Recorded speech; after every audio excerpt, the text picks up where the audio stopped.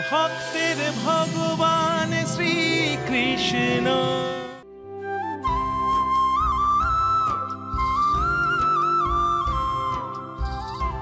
কানাই, কানাই দেখ দেখ, চেয়ে দেখ, গিরি গোবর্ধন রূপ পেয়েছে কানাই।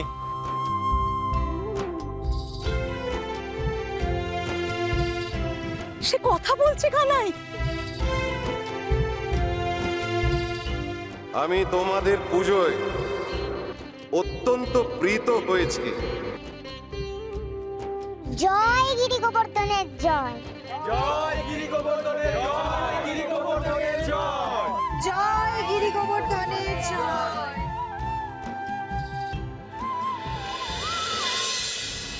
কি গিরি গোবর্ধন কথা বলছে? হ্যাঁ, স্পষ্ট দেখা যাচ্ছে তার চোখ নাক মুখ। হ্যাঁ, অন্য দেবতাদের মতোই তো তার মূর্তি প্রাণ পেয়েছে। এ কি করে সম্ভব? কোন জাদু বলে এমনটা ঘটলো?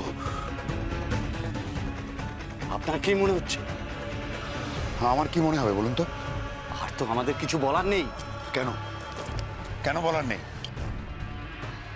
এবার বললে আমাদেরই বিপদ।